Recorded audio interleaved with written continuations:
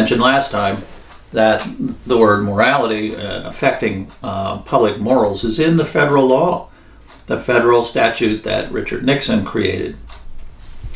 So just to kind of let you know what it's like for 34 patients who no longer can get their medicines for their painful disease, we have 3 people we all have on suicide watch because they don't want to go back to the way it was. These medicines were so effective for this group of people and for 10 million people in the United States with chronic painful diseases. They really didn't want to go back to the way it was. So we've had a couple of angels, a couple of doctors who are sticking their necks out of the goodness of their heart and their beliefs that patients deserve to have their pain abated, are seeing a few of our 34 refugees. Now this is just wonderful because they're sticking their necks out. So what do you suppose happens to a medical practice when there's a big influx of new patients? Uh-oh, dope fiends arriving from out of town going to the doctor. So it really breaks my heart that people have to deal with this kind of stuff because of the war on doctors. It is not a war on drugs. When's the last time you read in the paper that the federal authorities or the local police rounded up a gang of drug sellers? Every once in a while. When's the last time you read in the paper they rounded up a bunch of doctors, raided pain clinics? I talked to a physician today, and he said that he was arrested on charges of purveying drugs. He never sold a single pill, got arrested. They came and searched his house, which is a little iffy. His wife was in bed, and they made her get up, go outside, and put her hands on her head and lay on the ground. Purveyors of immorality.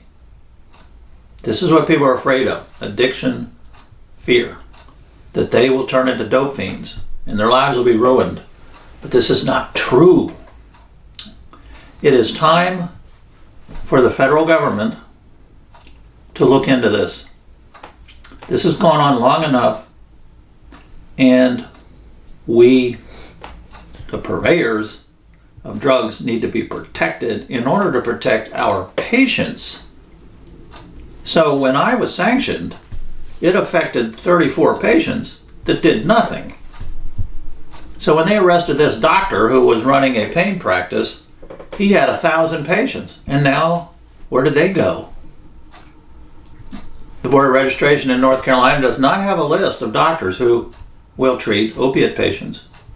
I think it's time, if boards want to take actions against doctors, they have an impact plan and they have doctors that the patients can actually be placed with, short of finding a dangerous doctor. And even if they do find a dangerous doctor, then they should have some responsibility to the general public that they say they're protecting. It's not protecting these 33 people, nor the 1,000 people for this doctor that I talked to today. It's going to be difficult. We can't do it. Congress, one of the best things we have in our country are congressional subcommittee investigations. This needs to go to the investigation level of Congress immediately. We have a Justice Department that is overreaching, imprisoning doctors who have never sold a single tablet. There are no other federal laws affecting doctors, just 21-841. And it doesn't matter whether you're a doctor or a pharmacist or a contractor.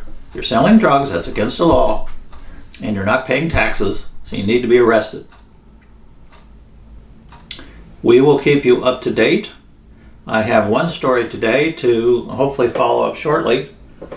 A patient of mine living in a mountainous country who's on disability, very courageous person, has extremely difficult disease that's now permanent the rest of her life, resulting from an injection in her spine of material contaminated in Boston in 2012. It's ruined her life. But with treatment with pain medicine, it has restored a lot of the function that she lost, doing all kinds of things. So because I could not prescribe for her, and because where she lives, no physician will prescribe for her, including physicians at pain clinics, nobody will prescribe. So she got in her car with her son, and she drove 4 hours to another city where she could be seen by one of the rare angels that we have helping us. And she will be returning tonight with her medicines. This is what it takes in order to get a loving mother of 2 children treated with pain medicine in the United States of America. They're trying to shame doctors. No, we need to shame people that have allowed this to happen. And who allowed it to happen? Congress. The 1970 paranoid Richard Nixon law, called the Controlled Substance Act, needs to be carefully looked at, and we need to decide how effective it's been. What data is there to show that this has been effective? I heard that the overdose deaths are the same. Addiction is the same. By the way, addiction is not increasing. That's not true. Overdose deaths are the same, and we still have plenty of drugs on the street. I checked with a person who knows a heroin addict, and he said, oh, you can get anything you want. I mean, it's like a pharmacy out there. You can get antidepressants, you can get gabapentin, you can get Suboxone. Everything is sold on the street. So we have a street pharmacy system. If we're going to have street pharmacies, we need to help out the street people learn how to use these drugs. Now that sounds pretty weird. But we would just rather have 40,000 people a year killing themselves. Okay, in Newsweek magazine in October last year, there's an article, and it says less than 2% of overdoses in Massachusetts, I believe it was, and that's reflective of the entire country,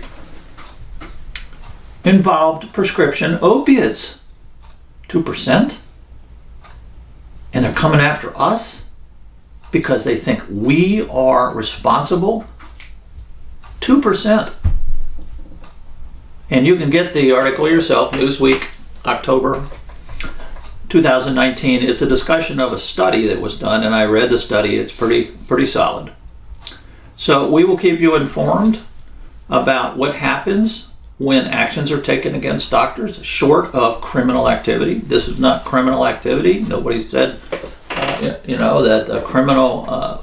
It's due to record review. So we have crimes now of improper record keeping.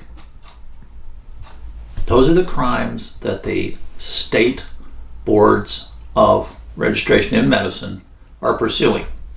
Crimes of improperly kept charts. Thank you, and good evening.